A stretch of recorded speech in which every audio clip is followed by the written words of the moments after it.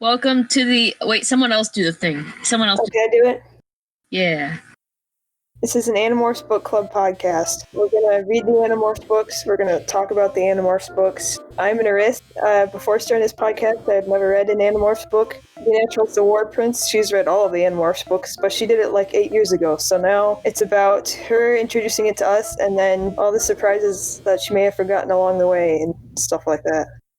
I think it's Mustard's turn to describe the plot of this one. Wait, we gotta introduce ourselves. Oh yeah, I'm B Natural. I'm Batter. I'm Mustard. I'm Stir. So, I think it's, does Mustard, do you want to describe the book? We've had book 7 of the Animorphs, The Stranger. And this book is narrated by Rachel. And it starts off, she's at a circus with her dad, and she sees this elephant being cattle prodded. And she's like, that's bad. So then she turns into one of the elephants, and she talks to the guy who's doing the elephant thing. And she's like, hey, you better not mess with the elephants anymore. I'm going to kill you. And then she grabs him and throws him in a tent. And then the animals meet up and they yell at Rachel because they said that's stupid and everything. And then Marco was like, hey guys, me and Tobias found out that there's a Yerk pool entrance in the dressing room of the Gap in the mall. And then Axe says, yeah, we can. The Yerk pool entrance might not be super helpful because the Kandrona, which is the Yerk's energy, might not be in the Yerk pool. But if we can destroy the Kandrona, then that'll really stop them for a little bit. But they'll still have a spare Kandrona in the mothership, but it'll take like a while. They'll have to go back and forth. Anyway, so then Rachel goes home, and there's like her parents are divorced, and her dad announces that he's getting a new job and he has to move state, and he's like, oh, you want to come with me? And it's this bird in Turkish. She has to figure out whether she moves with the dad. And she's like, oh, I can't because she's an animal just to save the world and stuff. And then she talks to Tobias about it, and they go to the mall and morph into cockroaches to go to the Yerk pool. And then they almost get eaten by Taxon. But then as they're being eaten, suddenly they all start to unmorph, and they notice the time is frozen. And then there's this voice they hear. Axe recognizes who it is. It's an Ellimist. Stop. I'm an Ellimist, and I'm going to show you a future where you continue this summary the way it is. This summary sucks, Mustard. Is it a bad summary? I feel like I'm just saying it slowly. I don't know. It lacks pizzazz. I'm gonna make a bunch of silly noises, and then you can edit them in between your introduction if you so please, to keep our listeners from falling asleep during your introduction. Okay. Wah! Woo! Yeah! Bleep, bloop, bloop. Alright, there we go. I think that's enough. What am I supposed to do with those noises? Whenever you're listening to your introduction and you're starting to fall asleep, you're like, alright, now I need to put in one of those noises so that our listeners don't fall asleep. Listen to this introduction. Oh no, I don't want to edit silly noises in my podcast. That seems awful. That's so much editing work. What am I supposed to do? I'm going to freeze time until you can write a better summary, and when you're done, I will place you right back into the moment you left. So yeah, they get eaten by this taxon, and then suddenly time freezes, and they're all human again. And suddenly Tobias is there, and he's human too. And then this they hear this voice. It's all over, and Axe says that's an Ellimist. He's a race of alien creatures that are basically gods. They can control time and space and stuff. And at first the Ellimist is just a voice, but then he appears to them as this old blue guy. And then the Ellimist says that he loves nature and life, and he realizes that the Yerks are going to destroy all nature on Earth. But since he doesn't like directly interfering with the business of other species, it's like against his morals to directly interfere. Instead, he's gonna try to do something to help to prevent the humans from going extinct. So he offers to take all of the Animorphs and some of their close friends and family and take them to this new planet where they can live peacefully, because the Ellimist says the Yerks will win. And this is like what and the Animorphs realize that this is like what environmentalists do to endangered species. And then the Ellimist he shows them visions of how beautiful Earth is, but these visions it's like they're there. Like suddenly the Animorphs are underwater and they see all the beautiful fish and stuff on Earth. So yeah, and then he says, hey, so do you want to go on this? I have this new planet for you. You can just take all your friends and family there, and you guys can continue living. I'll take you to this new planet, very similar to Earth. And if you refuse, I'll just put you right back where you were, inside the taxon, and if you survive, I'll ask you again later. So after some discussion, the Animorphs, they refuse. They're like, no, we don't want to do this. We're going to keep fighting. So then, they go back to Tobias to Hawk again. He's off doing Hawk things wherever he is. So then they're back inside the taxon. So then they just unmorph, and the taxon breaks open from the inside. And they're able to escape the Lyuk pool and stuff. So then later, they discuss the deal with the Ellimist more, and they decide that maybe it's not a bad idea. And they're like, yeah, maybe. And then the Ellimist shows up again, and this time he teleports them to the future, and he says, hey, this is the future, okay? And in this future, the planet's taken over by Yeerks, and pretty much every building and everything has been flattened. The landscape is barren. The controllers walking around. They can walk around and talk to people, and they do that a little bit. There are no more humans. Everyone's a controller, so anyone seeing them walk around is going to be like, oh yeah, those are controllers. And as they're walking around, they notice that one building is strangely still there. It's this huge building called the EGS Tower. And then eventually, of course, they run into Visser Three. He's the Vinker Visser one now, but whatever. We're going to call him Visser Three because that's who he is. And also, Rachel is there. Rachel from the future. And in this future, Rachel's a controller. And she says, yeah, I've been expecting you guys because, she remembers doing it in the past and stuff. And they basically just talk about, yeah, we defeated the humans, haha. And then, normal Rachel gets mad and turns into a bear and attacks Visser Three. But then they return back to present time right before it happens. And then the Animorphs are like, okay, yeah, we're gonna do it. We're gonna go on this planet. The Ellimist is gonna take us there. And I guess, yeah, since we can't prevent this. So then Jake looks up at the sky and shouts, okay, we've decided. We're gonna go with your deal. But then nothing happens, and they're confused. But then they start to think about that future that the Ellimist shows them. That one building that was still up, that must be where the Yeerks store the Kandrona, because, why would it be the one building they keep? So then late at night, they go up to the top floor, like the 60th floor of that building, and they fight aliens or whatever, and they push the Kandrona out the window, destroying it. And then the Ellimist just shows up and says, hey, by the way, there's going to be a new Kandrona in 2 weeks. They're going to get one delivered. And they're like, what? And then they ask it, is what we did, was that actually enough to change the future? And the Ellimist, he doesn't give an answer. Then I think one of the Animorphs, I think it's Cassie, he's like, I don't think this guy actually knows the future. He just showed us a possible future. This guy's full of it. And then the Ellimist laughs and is like, you humans are primitive, but you're capable of learning. So then at the end of the book, there's a moment with Rachel and her dad's leaving the airport and stuff, because Rachel decided to stay with her mom and friends, and that's how the book ends, with Rachel at the airport with her dad, and there's a nice moment between them. The end. That's the book. Alright, cool. My first note I have for this book is just the word Rachel in all caps like 5 times to make sure that I didn't accidentally keep saying Cassie. And you did it anyway. You're like, I think Cassie's the one that... Yeah, I've noticed that, whoever's narrating just happens to be having the most number of things happening to them at any given moment. No. If something didn't happen, they just have someone else narrate it. No, okay, but look, I don't even mean Rachel's dad's moving away, so Rachel narrates this one. I mean even just the little stupid things that don't even matter who says it. It's in these books when the Animorphs are fighting stuff, for some reason it's Rachel who's saying, let's go, and let's push the Kandrona out, and let's bail, we have to get out of here before everyone notices. You'd think Jake would be saying that stuff. That's because Rachel's the one writing it, so that's how she remembers it. If I was writing something, I'd be like, oh yeah, then I do this, and I do this, and I say this. So you're saying all the other characters were saying stuff, but Rachel just forgot? They're running it. Oh, wow. What if the Animorphs only had 6 stories, but there were 60 books, and but there were the same number of books, but there were only 6 stories, and each book was just telling it from a different perspective. That's what 4 different books of the Bible are. I never thought about the Animorphs in comparison to the Bible. Didn't we say before that the Animorphs are technically longer than the Bible? They have a bigger word count? Oh yeah, we did. Oh wait, we have compared Animorphs to the Bible. Wow. I don't think it made it into the podcast, but we did talk about it. On fanfiction.net, there are crossover fics, and one of the options for crossover fics is the Bible. So you can look up fanfictions that cross over the Bible with various other works, including Animorphs. There are various Animorph Bible crossover fics out there for your reading pleasure. The thing about that is wouldn't they always have to go back in time though? Because the Bible happened a really long time ago. I mean, Animorphs has time travel, so yeah. We're not sure if it's actual time travel, though. Just this freaking blue guy showing them a vision. Okay, but they were kind of interacting with the future, though. Yeah. I was surprised that they actually could interact and talk to like the people who are in the future.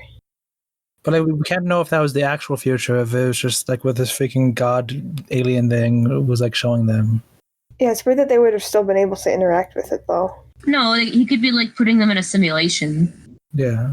It's kind of like what I saw it as with how the book ended, with Rachel being like, I don't think this guy knows the future, which would mean that he was just like guessing what the future was, and he sent them to a simulation of his guess.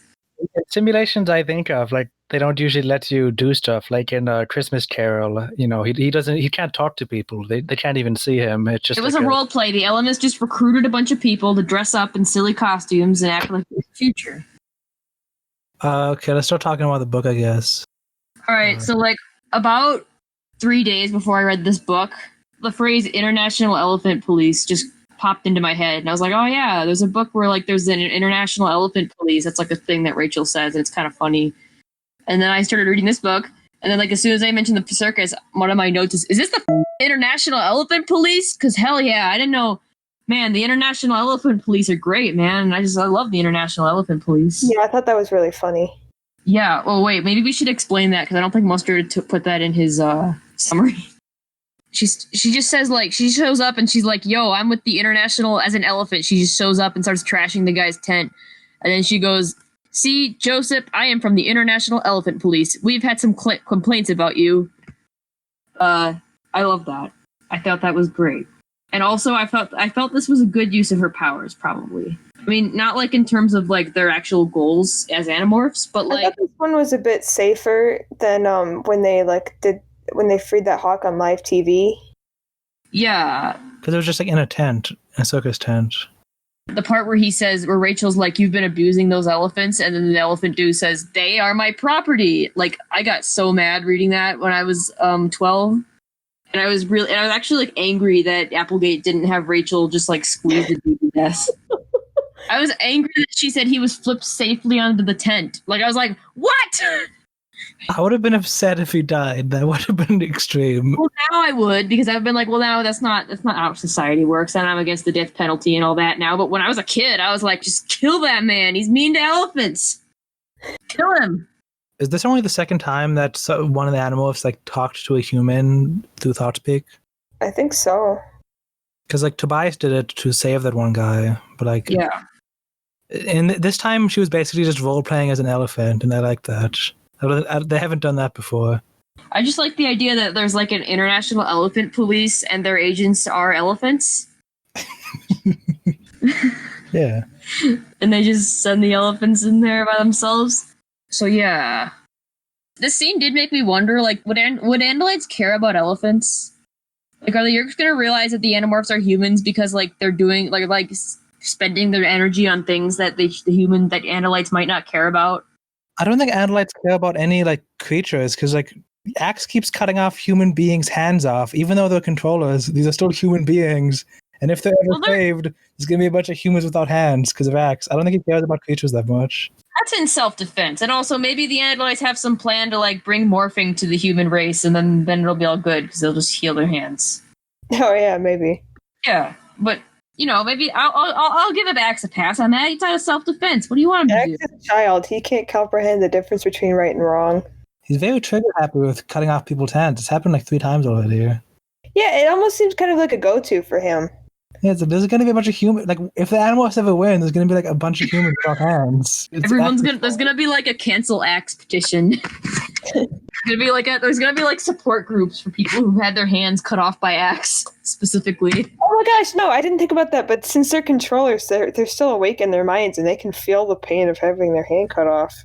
Yeah, Jake was able to like sense the pain that the Yeerks were feeling, but I don't think it ever said that he can feel like the pain that his body is experiencing. Oh, I think it said like I felt pain, but it was far away. I think that's what it said, if I remember correctly.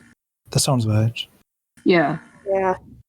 This alien god thing is going to show them the future, and there's just going to be a million people without hands. And he's like, "Oh, Axe, you did this." Axe, repent from your sins. So if I ever called this the thing an eyeball monster, because when I started reading this book, I assumed it was going to be the eyeball alien monster that we saw at the end of the last book. Because the way it described it coming in the room, it was like, oh yeah, it was in front of us and behind us, and its voice was everywhere.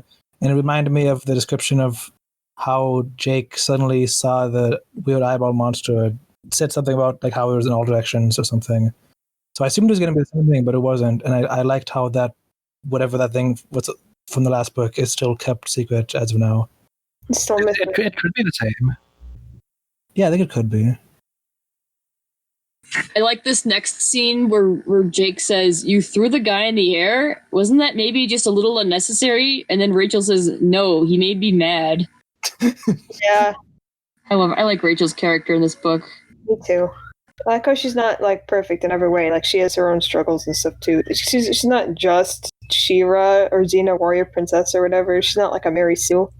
Also, Yeah. the book focuses on her struggle with her image and like how everybody thinks she's supposed to be a strong one, the brave one who's always going out there, but she's secretly kind of insecure and she doesn't know if she really wants to go on the adventures this book.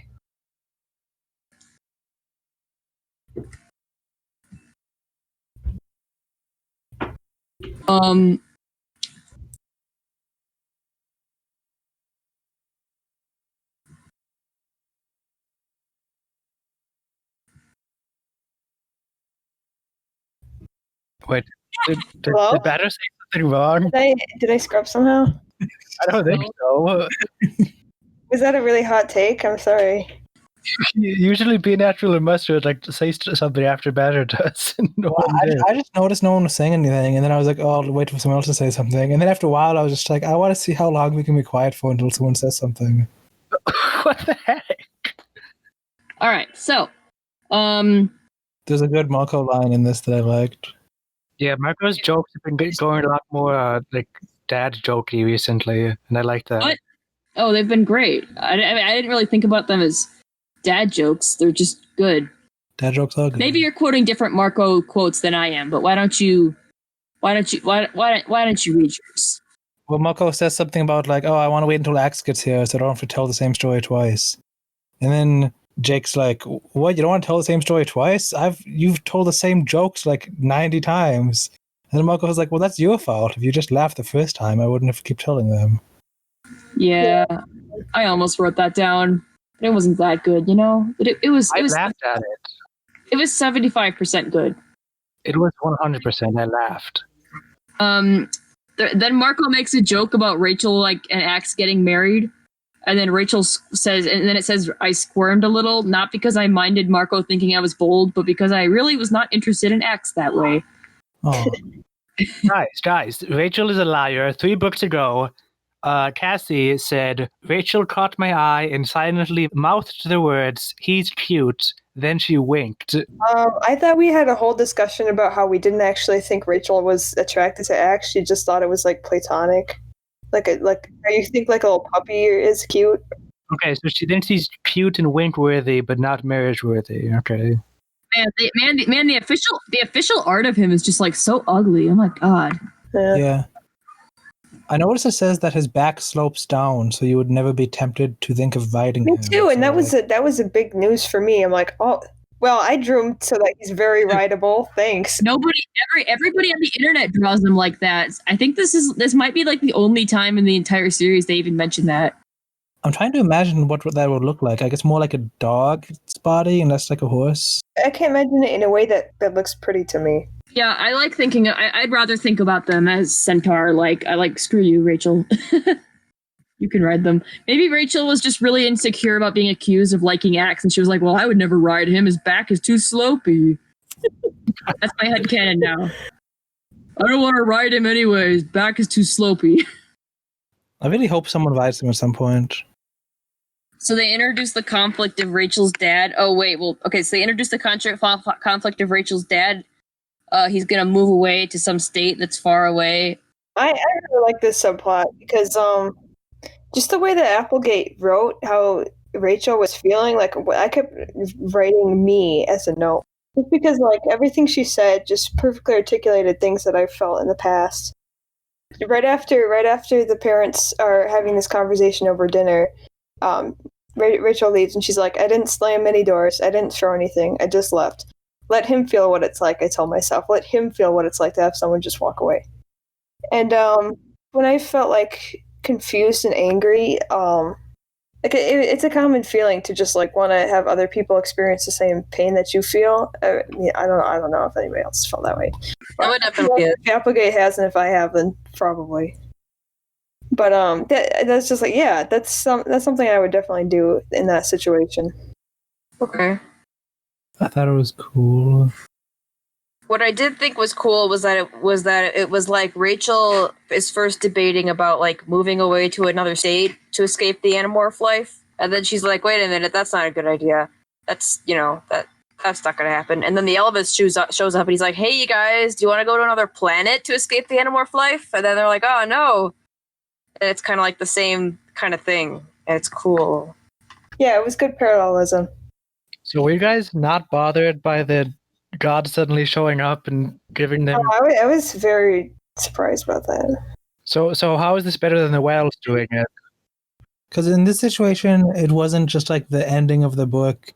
The big problem was to save like this whole thing with the alien coming was clearly planned beforehand. Like This was the point of the book. Unlike the whale thing, it was like, oh, that's just how they escaped. No, the whole book was about like telepathic communication, and then the whale does it, and then it's like the same thing but through mystical nature. And The then whole book is about telepathic communication. No, you're right, because it's the message, and it's about like how Axe was trying to contact them. Yeah, and then she pays and problems go away. Wait, guys, what if the whale is the Ellimist? Oh. Well, I actually considered that reading this book. Like maybe this guy is related to the whale in some way. No, that's dumb. How? He's God. He can do anything. He can be a whale, clearly. He can't just save their lives. He was like, I can't interfere with your lives, but I can take you away from the planet and put you on a new planet and give you like food and stuff. How is that not interfering? well, because he wasn't actually going to do that. He just said he would, so he could show them the future, and then they would realize how to find the Kandrona. He never actually was going to show them the new planet because they said they would do it, and then he just didn't do it. So he actually He's still interfering by like showing them the stuff, though. That's the thing. He had to like find a loophole in order to interfere, but like why can't he just go ahead and interfere? He's God. Who said he couldn't interfere? He probably has like an Ellimist society that he lives in, and there are like probably more important gods above him that would be like, I don't know, do something bad to him if he broke their laws. I think maybe he doesn't want to interfere because he sees nature and life as this beautiful natural thing, and he wants it to be kept as natural as possible. Maybe the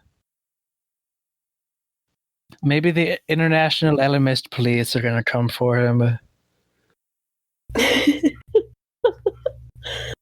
Yeah. Exactly. This book was weird. It got very sci-fi compared to the other ones. I did not expect it to take the turn it did, but I was glad to go along for the ride. Like every book has something that I wasn't expecting, and I'm liking that. Like these books aren't just the same thing over. They keep bringing in this weird new stuff, and like every book is slightly different. And I think Applegate's keeping it interesting. I'm trying to remember if this book ended in a big, huge fight with Visser Three. Visser 3 wasn't there for the fight scene. No. Yeah, okay. Yeah, so Stir, you're wrong.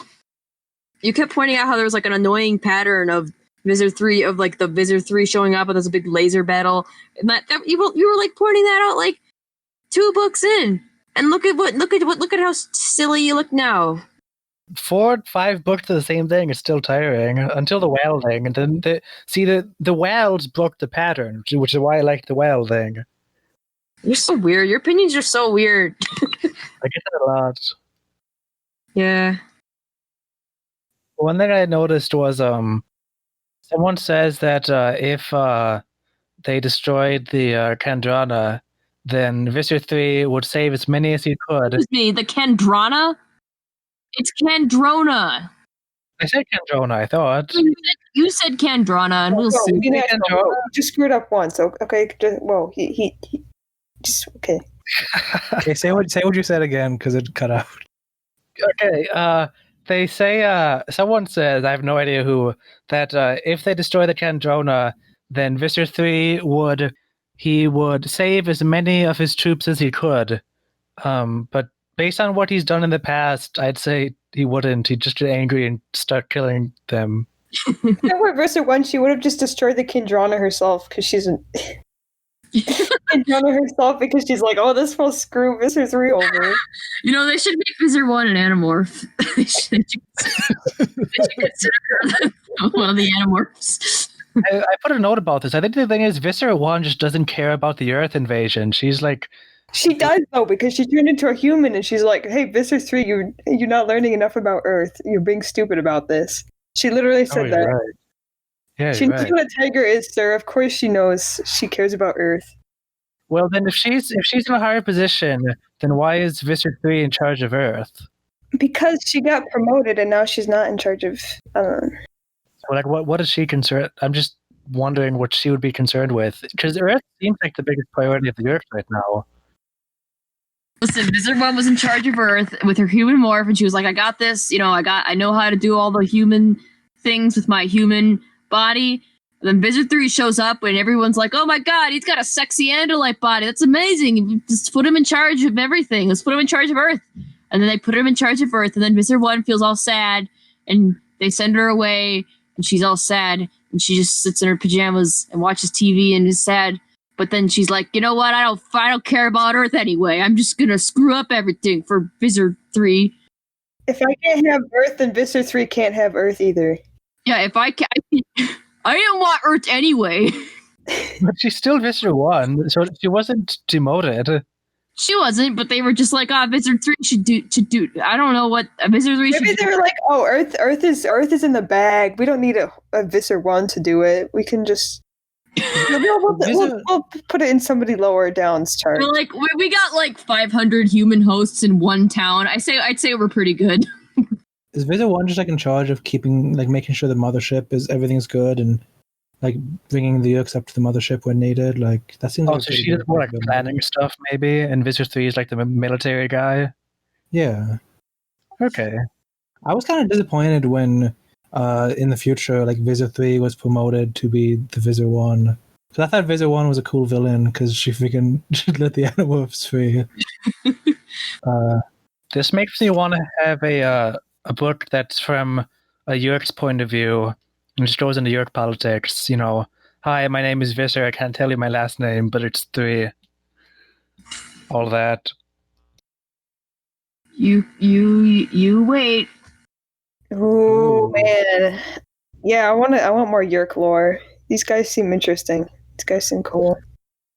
Anyway, I was watching Destroy All Monsters last night, which is a Godzilla movie. And the plot of the movie is that they have like this alien race of people who are like, they're like made out of living metal and they have to be like really hot to survive. And then they like didn't do anything with this race of people at all. They're like, oh, we just gotta cool them down and then they'll die. And then that was where that species went. So I'm like, it really put it into perspective as to like how great of a sci-fi that Animorphs is. That they're like, Yerks aren't just, at least in some books, not some other books, but like at least in some books, they're like, Yerks are like cool and they like have a whole society and like they do things. It's interesting. I'm surprised you guys are like getting this early on because like when I first read these books, like I don't remember like the whole Yerks being actual people thing. I don't remember that being a thing until like the book 20s. Yeah, that's it. Yeah, because Yerks are like actual people, but like sci-fi movies tend to do that thing where they like the evil aliens only serve the purpose of the plot, and they're like, oh, we have to include evil aliens because it's necessary. Like, otherwise, people wouldn't think our movie is that good because it doesn't have evil aliens in it. But let's not put any effort into the evil aliens at all. But then, like, Capelgate does put effort into her evil aliens. I don't know where I'm going with this. There's a part of Rachel's character where she says, Rachel has like a flashback where her mom and dad were talking, and her dad says like, oh, I wanted a boy, but now I've got Rachel, and it turns out that I don't need a boy to like do cool stuff with because we got Rachel.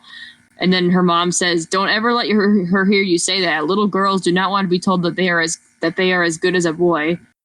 And then Rachel was like, but she was wrong. I knew it was sexist and all, but I just thought it was great. My dad thought I was as tough as any boy. Cool. I also wrote that part. Yeah, that was a nuanced. I didn't know originally how to feel about that because I was like, oh, yeah, that does sound cool to be compared to a boy. But then, like, Applegate's already a step ahead of me. She's like, wait, but it's not cool because girls don't want that boys to be like the. I guess implying that boys are just naturally better than girls, you know? Yeah. Her mom even says her little girls do not want to be told they are as good as a boy. Like, ooh, wow, Rachel, you're as good as a boy. I'd expecting you to be less good than a boy, but actually you're as good as a boy. You're a tribute to your gender. Exactly. Yeah, that's talking down. But I totally relate to this. I feel like just being I feel like even now, just like being compared to boys is just like automatically just like a good thing, even though I know it's sexist and all, but it's true. Yeah. Just with how our society too, because then I started to feel bad. Like, oh wait, that's right. How did I not even notice the sexist part of me that was like, oh yeah, that's cool. These books are definitely written for people who really like animals. Yeah. I think Batter mentioned this like way early on that most of the books start off with animal cruelty is bad, and then the plot starts after that. Yeah. I guess it really is catered towards people who really care about that stuff. It may be one of those things where it, like, you know, when you watch a piece of media or you read something that like is about something you don't normally care about, but it's written so well that you do start to care about it. I mean, I can kind of feel that kind of thing happening with Animorphs in me. 'Cause, like, animals in general are something that I care about that much, but like learning about them and like seeing the attention of detail that Applegate puts into like writing, oh, this is what it's like to be this animal, and oh, this is how well my nose smells, and like this is what my eyes see, and like stuff like that. It's making more and more interested, I would say. Yeah, like I was mowing the lawn last week, and I drove past a dead bird, and I was like, huh, Tobias. It made me kind of sad. I don't think it usually would have. Oh, I don't know about that. Well, not really. I don't know if I was sad. I just thought about it. I was like, huh, that's like a bird. I like that observation. It's like part of Applegate's like whole. You've discovered Applegate's secret agenda to make people like into environmentalists who care about animals. When Rachel goes to Tobias's branch, she keeps saying like, "Oh, I can't believe I'm telling this to Tobias. Oh man, I'm just hating myself for bringing this up to Tobias. Man, I wish I wouldn't tell it." Like she's like thinking that it's absurd to tell Tobias her problems. Like Tobias doesn't deserve to hear what's going on with her, and that seemed weird to me. No, I thought it was like, oh well, Tobias must be having way worse problems than me right now. So like, she's like, do I really need to be burdening Tobias with my problems? It's not a burden to tell someone your problems, though. Like they can like work through it, and like it's more of a burden for him not to know and just continually be like, okay, something's up. I don't know what it is. That's like tears people apart. Well, I'm not saying that Rachel is a good person for doing that. I'm just saying that's what she was doing, and I know it's all written in that way. I think that's what somebody would say and what somebody would think. I definitely say and think that kind of thing. Yeah, I think the problems that Rachel dealt with in this book were like really like realistic problems and stuff. This is like an actual problem that actual people have. Besides the part about feeling the like remorse, like, oh, I can't abandon the Animorphs because what we're doing is too important. But like, yeah, trying to choose between your dad and like how he's going to be lonely without you, or your sisters and your mom, and I mean they can kind of they're going to miss you too, but they can like rely on each other at least. Whereas your dad's kind of alone. Like, I was surprised by how much I felt empathy for her and how much I was like, yeah, dude, how is Rachel going to get herself out of this? I mean, I knew she would choose the Animorphs in the end, but it was still like, I was still interested to see how the story would go, which is something that Animorphs does a lot. Like, you know they're all going to survive, but like, how are they going to get out of this mess? Hey, before we move on from this, before we move too far away from this topic, I would like to say, don't we all think Tobias is burdened enough? Yes, okay. All right. Anyway, moving on. Gardening. I did notice that the parent drama, angst or whatever, I think it was good in both this book and the book with Marco dealing with his mom's death. But each of the books kind of ended with like them just naturally going, like meeting with each other and going like, "Oh yeah, I love you" and stuff. And Marco didn't do that with his mom. Oh, he did with his dad, I guess. yeah, with the dad. I don't see an issue with that. It just like seemed similar how the parent issues were only like near the beginning and then in like the very last chapter. I think a lot of how Rachel like learned to deal with her problem was having to do with the Ellimist. It seems likely that if she chose to stay on Earth, well, okay, but I mean she didn't really choose to stay on Earth. That's the thing. But like, if she chose to face her problems and like deal with the Kandrona, I guess that kind of helped her realize that Animorphs is more important than my family, or at least my dad. Well, and I think more than that, it put stuff into perspective. Like with all the chain reaction stuff, realizing that she has more influence than she might have thought at first, and that's comforting. It seems comforting to her throughout the book later on. You mean that she had influence over her own path, over her own choices in life, where she was going to go? Yeah, just influence in general. Over what? Whatever. Like influence over the future, like anything with all the butterfly stuff, Yeah, influence over the future. Yo, there's a weird part in this book where like Rachel's in history class and then her teacher like just starts staring at her and goes butterfly, butterfly, butterfly, or something like that. And then like all the kids are like, what? And then it's just, I don't think that part's ever explained, and I'm a little bit confused by that. Well, I think it's implied that the Ellimist kind of just like was speaking to her through the teacher. And he spoke to her in a way that like the entire class could hear it for some reason instead of just freezing time again. Just to clear up, she didn't just start saying butterfly, butterfly, butterfly. She was talking about like how the actions you do influence the future or something, and how like a butterfly flapping its wings in China could affect the winds in America.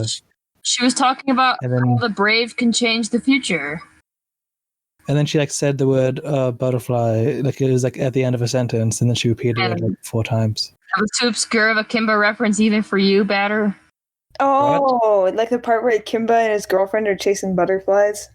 What? No, this is... Wah, wah, wah, wah, wah, wah, wah,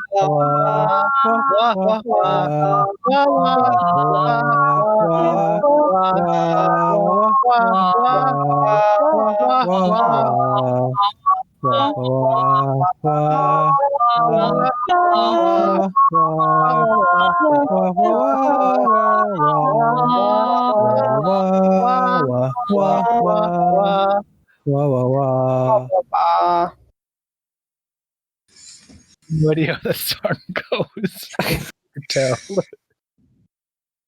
Are we done now? Then we're not done. That's a good ending. I kind of want to just end the podcast here, and so we all just start going what, and then it ends. I can put it in at the end if you still have other stuff to say. Yeah, okay. I don't want to end the podcast without. I don't want to end this episode, without talking about barbecue Tobias. Oh man, that was weird. There's like cross. Wait, guys. Okay, wait. I'll tell you afterwards. Yeah, explain what happens. There's this trope on TV tropes, and it's called crosses the line twice, which is when something is so dark and ridiculously like over the top that it becomes silly. So like when they go to the future, like future Rachel, who's a controller, tells the Animorphs, like, "Oh yeah, we took all your bodies and we made you into cool controllers for high ranking Yeerks, hooray!" But Tobias, we killed him and we roasted him. And then it's like, oh no, that's terrible. But then she says he was tough and stringy at first, but we added a barbecue sauce, and then he was delicious. And she's like, "Oh, I think you call it barbecue sauce on Earth." Yeah, I just started bursting out laughing at that scene. Like, is this supposed to be hilarious? This is a comedy now? No, was that funny to you? That was hilarious. I just burst out laughing at that part. No, I didn't want to think about Tobias being eaten. I didn't like that. It was not funny. I mean, it's not funny on its own, but then they had to add in the part about barbecue, and it was just like, this is just ridiculous. I was listening to Audiomorphs, which is a podcast, the fan-made audiobook. Shout out to him.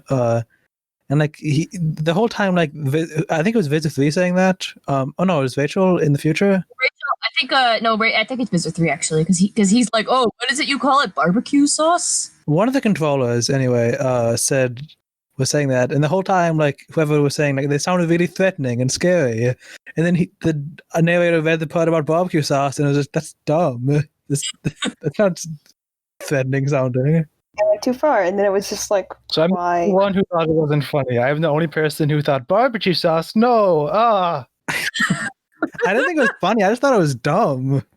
I just love the what they how it's written is like, oh, he was tough and okay, let me find it. Visser 3 says he was tough and stringy, but we added a sauce you humans have, barbecue, I believe it's called. And then your friend Tobias was delicious. You had a leg, as I recall. Actually, I laughed at when he said, "I killed your bird friend here and you roasted his body." That's just why would you do? That was like intimidating. A hog. Why would you?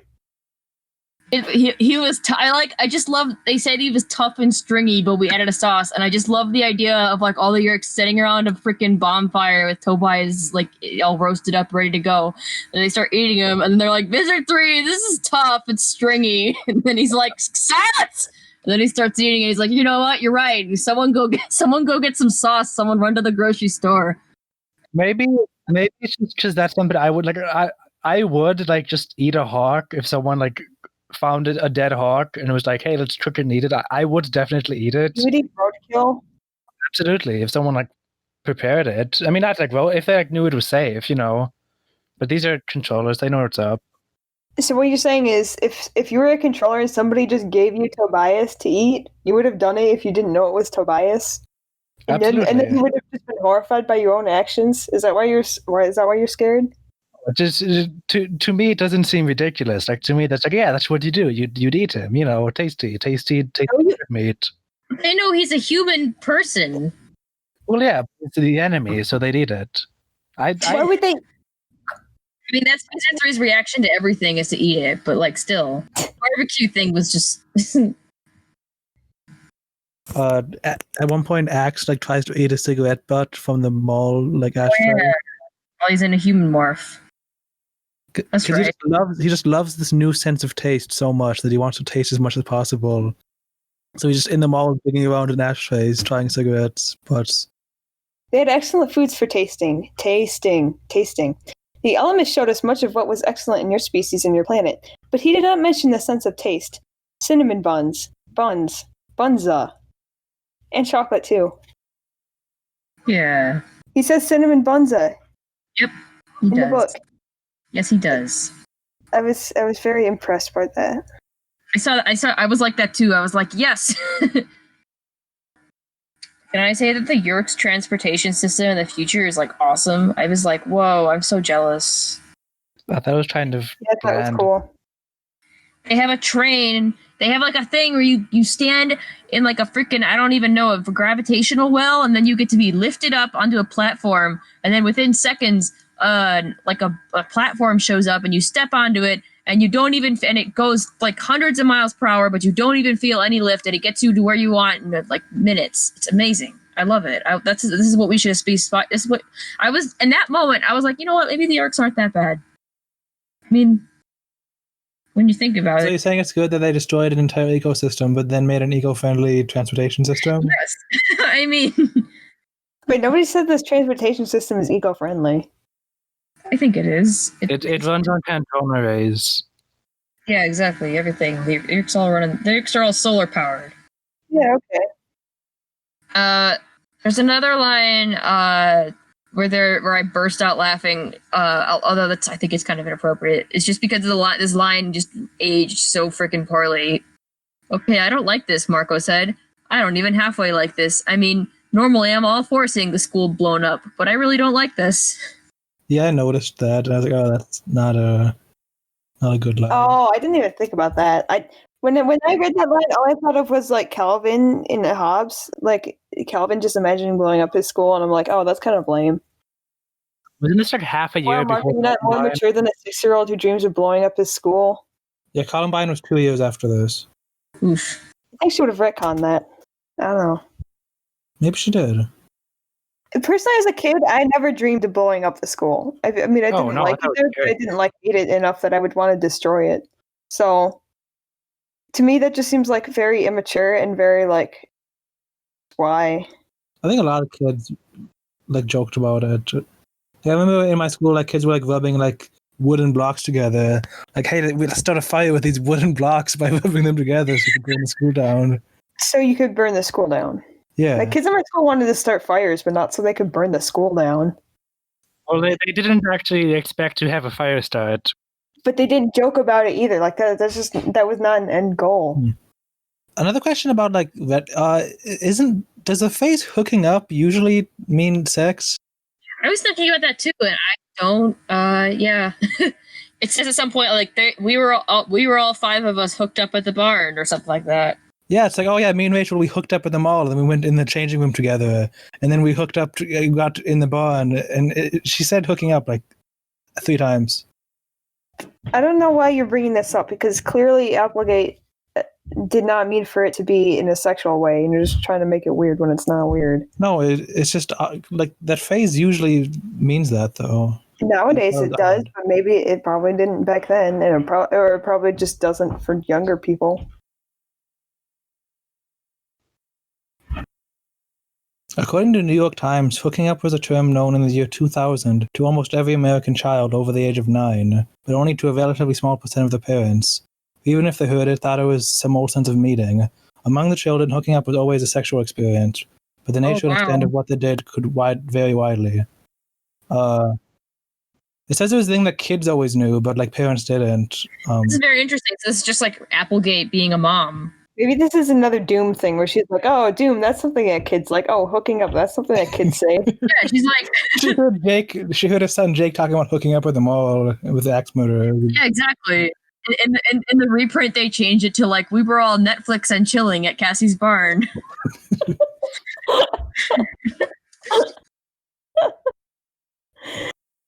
How big are these dressing? Okay, so like they go into the Gap dressing rooms.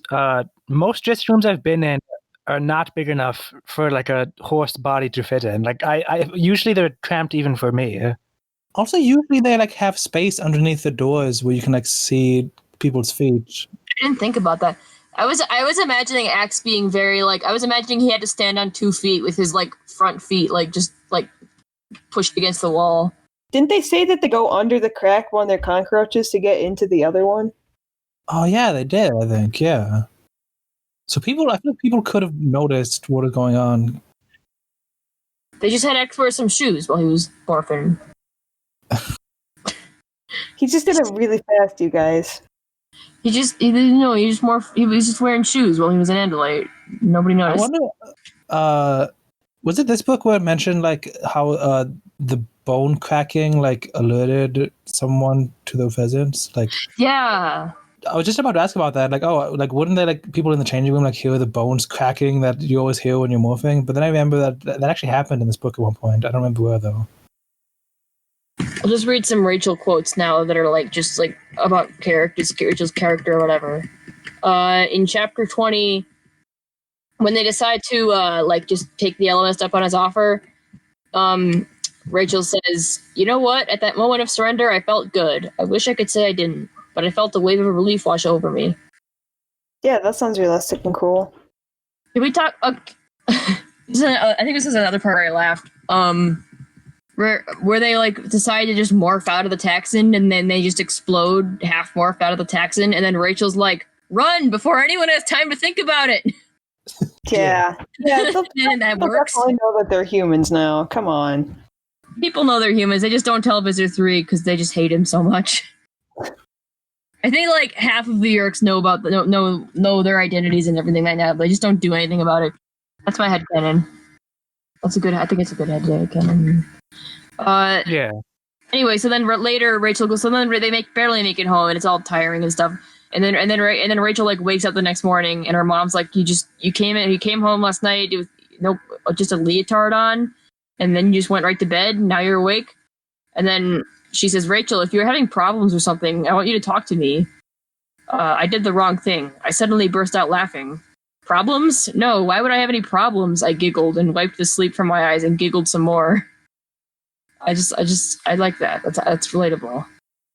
Yeah, just that whole scene with like Rachel like running home and then just like throwing herself in bed, and then she wakes up and then she's like, "Oh, I gotta take a shower," and then just like the day is just like a train wreck. And her mom's like confronting her, and she's like, "I'm just not gonna go to school today." That was so relatable. Yeah, I like that part. And then Rachel, there are several moments in this book where Rachel's like, "I needed to get out," and then she just like turns into a bird and flies away. Like, then that sounds awesome. I think that's just good writing. Yeah, and then they're like, "Oh, Rachel, why did you morph when none of us were there?" Like, "Oh, you can't just morph to get away from your problems." So I'm like, dude, why not? In one of the earlier books, Cassie like turned into a dolphin just to play with the dolphins for 2 hours, and that seems way more irresponsible. She didn't tell me about that at all. Okay, well then she's a hypocrite. Yeah, no one found out about that. She's a hypocrite. Cassie's a hypocrite. Come on, frick Cassie. Oh, I loved Rachel and Tobias' relationship in this book again. Yeah, me too. I love when Tobias is human again for like for when the Ellimist. Oh man, I was really happy at that part. And then Rachel like hugs him, and he's like, "Well, I don't know what to think about this." Does he like back off like a hawk when she tries to hug him? Yeah, he does. He like backs up. He goes like, "Ah!" And he does. He just does this screeching. He like naturally starts flapping his hands when she runs towards him. Oh, he was so cute. Yeah, What? Tobias is great in this book. Except when he couldn't go to the gap with them. What was up with that? He could just like fly in, right? Into the gap? Yeah. That seems suspicious. Last time he flew into the mall, he freaking like tried to commit suicide, and everyone drew a bunch of attention. They wouldn't think it was the same hawk. By the way, isn't the glass in the mall still broken? Like, whatever happened with that? Weren't people like mad at Marco for like throwing a baseball at the glass? And a lot of crazy stuff happens in this mall. Like the other day, like a freaking blue alien, like started transforming, and instead of Marco to shout the word bomb, like they should shut this mall down. And there's this weird kid who keeps showing up and eating cigarette butts. So they mentioned seeing the new Keanu Reeves movie. In 1996, the newest Keanu Reeves movie was called Chain Reaction, just based on Google. And I assumed that there was like a nod to the whole chain reaction plot points in the book, but it's not because it was 1997. What's the chain reaction plot points of the books? That's so vague. Every book. Like, this book is all about like all the butterfly causing stuff to change. Oh wait, I keep forgetting about that aspect of this book. I'm sorry. You keep forgetting the butterfly. Yeah, I keep forgetting. It wasn't ultimately that important. Well, actually, it was. I don't know. Maybe I just. I didn't really see how it really connected with the Kandrona. I mean, it sort of did, but it wasn't. Yeah. It seemed like something that would have fit better somewhere else. I think it was a lot more related to the just the old man blue alien god thing than it was to anything else. Maybe the butterfly thing just really stuck to me, and I just wanted to connect to everything else in the book. That's all. Make an audio-visual essay about it. I think it's possible that she wrote the book when that was the new Keanu Reeves movie. But she wrote like a book 3 books a year, so Well, yeah, but it's possible that they don't get published until like pretty far after they're written. Maybe, yeah. Huh. Yeah, I was thinking that, because wouldn't she have to crank them out like one per month? Yeah, she does. That sounds pretty wild. I feel like she should have had at least a few written beforehand. Yeah, I think it takes a while for them to be edited and for like the book cover to be made and everything and to be And then to be like, I think this part where the Animorphs hijack a plane and crash into like 5 buildings is a bit much. How about they just crash into one building, all that kind of stuff. Does that happen? And I think the part where they eat Tobias is, I think the part where they vomit up Tobias and eat him again just for the overkill was a bit too much. Let's just put it down a bit. The part where they vomit him up again, then Visser Three's like, I guess barbecue sauce wasn't the trick. I'm like, let's try pesto. That would have been funny if they vomited him up and then ate him. What if they like vomited it up? What if they somehow vomited it up like right in Rachel's face when they were like future Rachel just like throws future Tobias guts up in Rachel's face? Okay, well, I like the end of this book. Rachel's dad is moving away, and Rachel's and he's like, "Do you want to come to the airport with me?" And she's like, "No, I have to go hang out with my friends." And then he says, "I understand. You probably have something very important to do with your friends." It was a joke. "Absolutely," I said. "We have to save the world." My dad laughed. "If anyone can do it, honey, it would be you." Then the taxi drove off. I looked up in the sky. A lone hawk circled high overhead. "You coming, Rachel?" Tobias called down to me in thought-speak.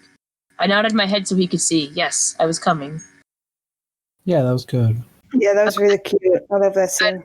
We didn't really mention this yet, but like I liked Rachel kind of like builds up her dad as like being important to her, and like he's got a similar personality to her. So like I thought it was very cool that when he said, if anything could do it, if anyone could do it, it would be you. Yeah, in the book, you're like, oh, my dad is just like me, and if he were me in my situation, he would have want to save the world. And like we talked earlier about how the dad thinks Rachel is as good as a boy, so like, he would have believed in her. And it's just like a stupid like dad thing to say, he's not like, he doesn't actually think she's saving the world, of course. Like he thinks it's a joke. But I thought like that bit of nuance was cool. Yeah. Yeah. Oh, we should talk about this book's cover. I've been looking at like the second to last stage, and it just looks terrifying. It looks like some kind of like animatronic at a children's venue thing. It kind of looks like a mascot that some like restaurant chain might have, but that went horribly wrong. I don't see anything wrong with this bear. Yeah, this bear looks like a bear to me. Yeah. The second to last stage, though, is a bear with eyebrows. Okay, but at some point she's gonna have both eyebrows and a face that looks pretty bear-like. So I am just saying, it is second to last. It is quite creepy to me, and also its head looks like it's a pom pom.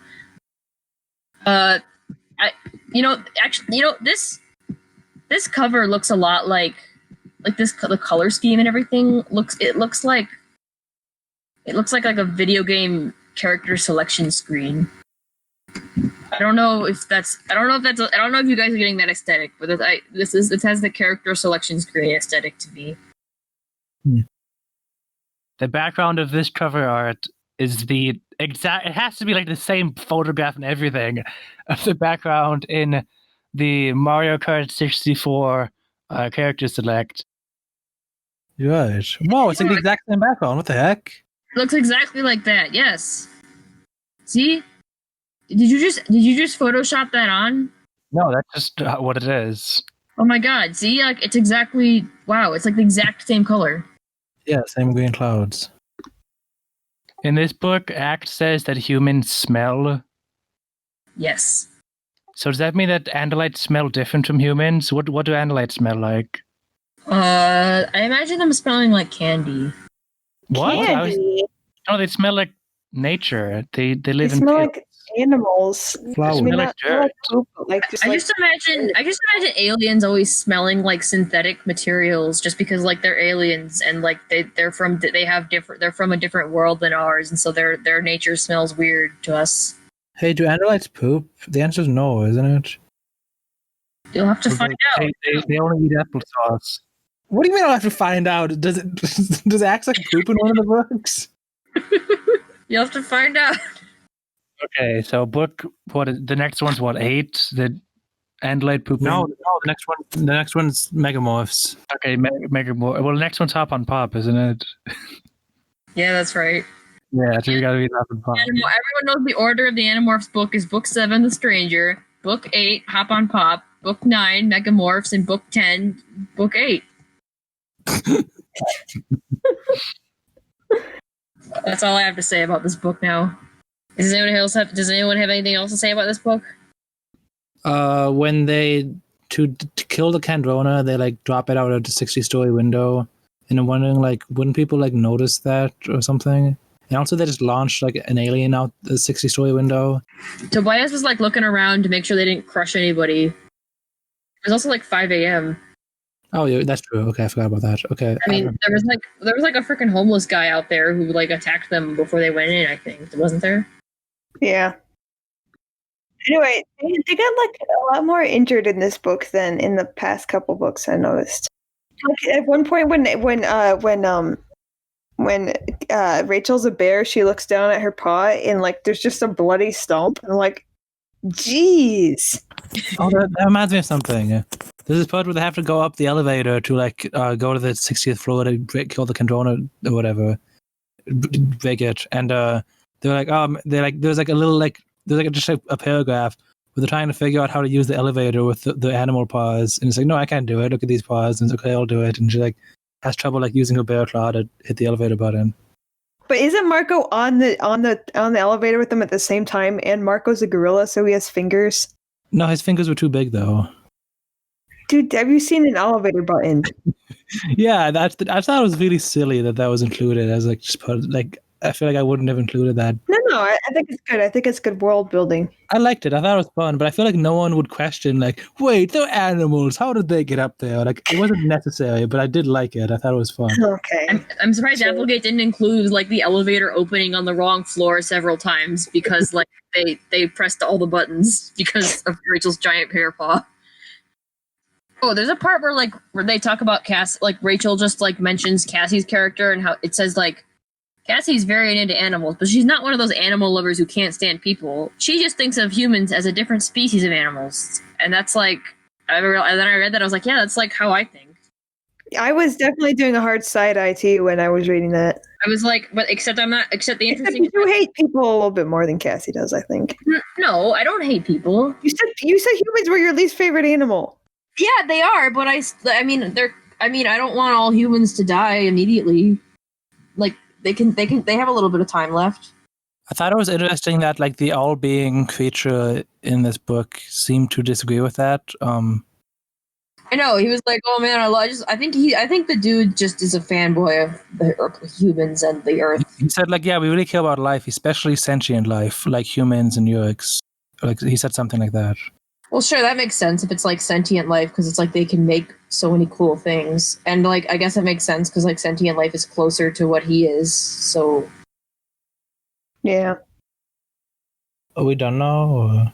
I think I don't have anything else to say. I like the Ellimist actually. I do have to say that. Yeah, I thought it was cool that it was very psychedelic. Yeah, I just did not expect to go. You know, I really love one of my favorite movie like ever is 2001: A Space Odyssey, and I just love the whole any sufficiently advanced technology is indistinguishable from magic.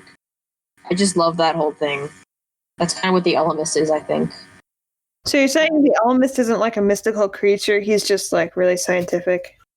He's so advanced. He's so advanced that he's like indistinguishable from magic. You know, the universe isn't just filled with like silly, superficial people like humans, and to a degree like Yorks and Andalites. There's also like something greater out there, and then they're just looking at the rest of us like a person staring down at an anthill. Like, yeah, what are they doing down there? I wanted to make a note of Axe says that Axe acts like the Ellimist is like some kind of Andalite fairy tale thing, which I thought was interesting. This is basically like if you went to another. If you're like this is basically like if you went to another planet to fight like in a super high tech war involving like morphing and all this high tech stuff. against like these high-tech aliens, and then like a freaking vampire shows up, and you're like, what? This is not where I expected to see a vampire. He's more like God, though. Okay, so like that like Zeus shows up. Do we even need a sign out if we're just gonna end it on the Kimbo song? Wah, wah, wah, wah, wah. Yeah, no. Wah, wah, wah, wah, wah, wah, wah, wah. Are we gonna sign off or like what's going on? Wait, before we go, we should do. I should talk about my expectations for Hop on Pop. So, I thought that Hop on Pop was like a book all about hopping on pop, but then it turned out like Mustard kind of spoiled it for me a little Hopping bit. on Pop is actually a very small part of the plot of Hop on Pop. That's what I found out. I thought the whole book would be about hopping on pop, hence the title Hop on Pop, period. But in fact, there are other pages of Hop on Pop that don't involve hopping on pop at all. And I was very surprised by this. So now I just don't know what to expect. I mean, I guess now what I expect is just many pages of meaningless drivel that don't connect at all, and I'm quite disappointed. I was just very excited to see like where would the hopping on popping go, but now I'll never know. Hopping on popping does resolve, I think. Hey, Batter, what do you think about Hop on Pop before we read it? I think it's the best thing ever written. It's a piece of work comparable to the Bible in the amount of spiritual value it holds. It's a very unknown piece of work. Very few people have actually read it, and those of us who have are extremely special. We're like the chosen ones who have been called upon by our god, Dr. Seuss, to receive this mystical, magical book of wonders. And it contains all of the secrets to life, the universe, and everything. And it is the be-all, end-all of literature. And I'm very excited to be introducing you into our cult of Hop on Pop, Mr. B Natural, and very excited to be reading it with you. And praise Seuss. That's all I'm saying about it. For the record, we will be reading Hop on Pop live on the podcast. We're not going to be reading it beforehand. Correct? Live. Not like live. We're not sending it out right while we're doing it. Oh no, but we're going to like record us reading it. Yeah. Yeah. Part of that, I don't know if there's enough to talk about. I think we could easily fill at least 40 minutes talking about Hop on Pop. It has so many like different plot points in it. Okay, let's not talk about it too much. Yeah, if we can sign off. Okay. Okay, sign off. Be natural first. I'm Be Natural signing off. I'm Batter. Goodbye. I'm Mustard. Sure, I was trying to say goodbye, but no Badger said it, so I'll say just bye. Why do fireflies do well in school? Because they're very bright. What? They're very bright. bright. Yeah, because they're so bright.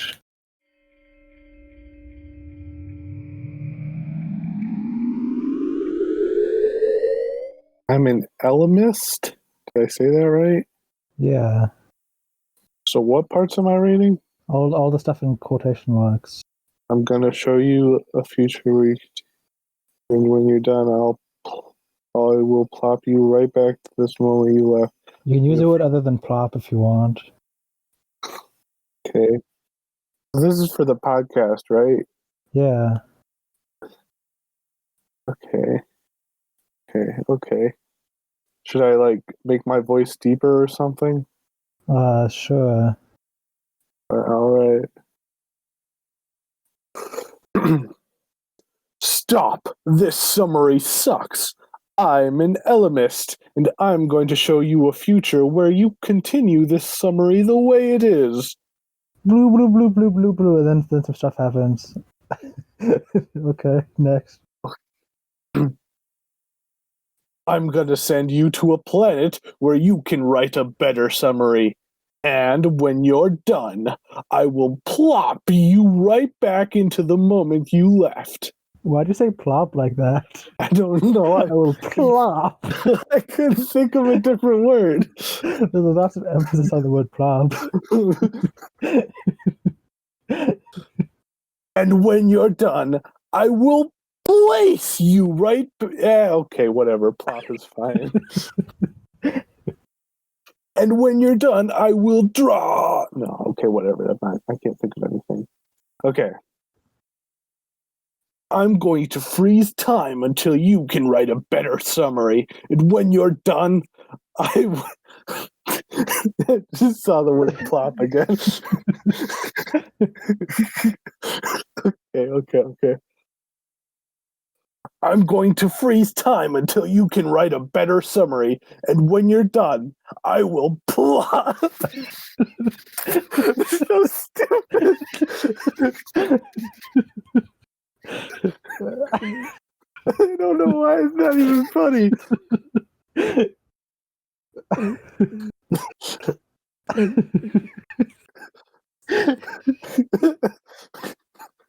Yeah, I'll fix that so you don't have to look at it anymore. What the? Oh my god. Okay. I'm going to freeze time until you can write a better summary. And when you're done, I hate myself.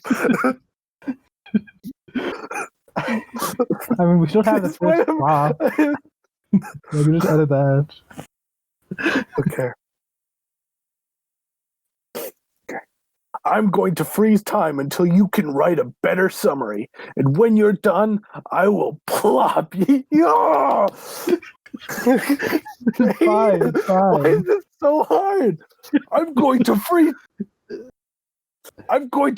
time until you can write a better summary. And when you're done, I will just start after the word plop or place or whatever. I will plop. I will plop. I think I'm gonna put this all at the end.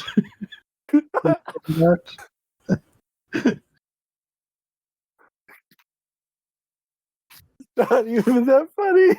Okay. It's so funny. Just a word, though.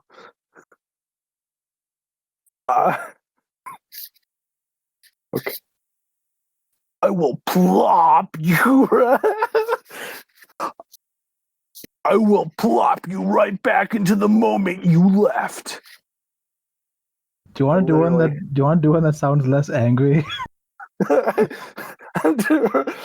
all of it, just like more like godlike, you know, and less all the lines are just all the lines. Okay. Stop. This summary sucks. I'm an Ellimist, and I'm going to show you a future where you continue this summary the way it is. I'm going to send you to a planet where you can write a better summary. I'm going to send you to a planet where you can write a better summary. And when you're done... Why are we reading this again? Just here, do the FaceTime one instead. I'm going to freeze time until you can write a better summary. And when you're done, I will plop you right...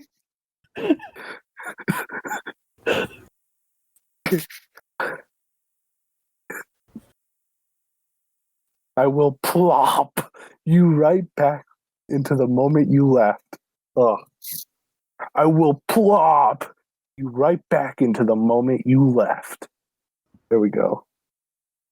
Because I like the plop.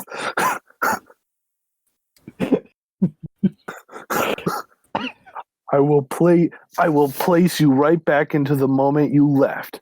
If you feel like that's better, you can use that one. I feel like you got angry sounding again. You lost like the... I will place you right back into the moment you left. There. Okay, do I have permission to use any of this in the podcast? Yeah. Okay. Anyway, thanks for your help. Yeah.